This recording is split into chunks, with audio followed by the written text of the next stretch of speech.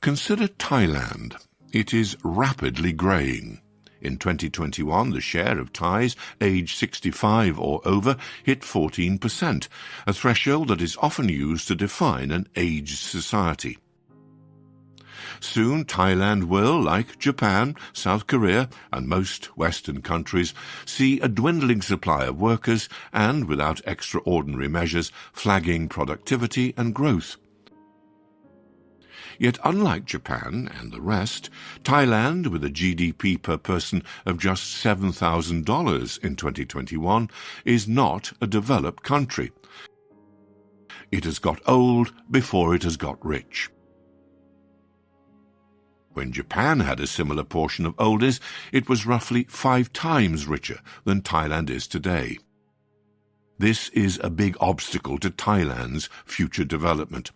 To protect its aging citizens, many of whom are poor, Thailand's government will have to spend more on healthcare and pensions. This will make it harder to invest in productivity-boosting skills and infrastructure. And where Thailand goes, many developing countries will follow. In Asia, where the problem is most advanced, Indonesia and the Philippines are also likely to become aged societies at lower income levels than was the case in the rich world. Sri Lanka, where the average income is a third lower than Thailand's, will become aged by 2028. Countries that age before growing rich have failed to seize their demographic opportunity or aged out of it too rapidly or suffered both problems. Between 1960 and 1996, just before the Asian financial crisis, Thailand's economy grew at an average annual rate of 7.5%. That was impressive, but below Japan's double-digit clip in its boom years. Meanwhile, thanks to improving life expectancy and other factors, Thailand has aged fast. The share of oldsters in its population doubled, from 7% to 14% in 2 decades. It took Japan 24 years to undergo the same change. America 72, and much of Western Europe over a century. Rapid aging and slower growth are widespread in the developing world. Vietnamese are about half as rich as Thais and aging even faster. India's economy has been one of the world's fastest growing, yet not as fast as Thailand's during its boom. In the decade to 2020, India grew at an average annual rate of 6.6%. One conclusion is that countries with a working age bulge need to wring more growth out of it. India may never have a better chance than the present. Under Narendra Modi, it has a strong, pro-business government which is likely to win re-election next year.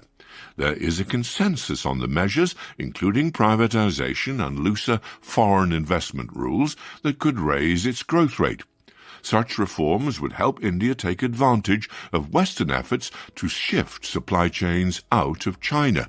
If India needs a cautionary tale to justify action, it need look no further than its own rapidly aging southern states. In Kerala, 17% of the population is 60 or older. Another conclusion is that developing countries need to start planning for old age earlier. They should reform their pension systems, including by raising retirement ages. They should nurture financial markets, providing options for long-term saving and health insurance. They should create conditions for well-regulated private social care.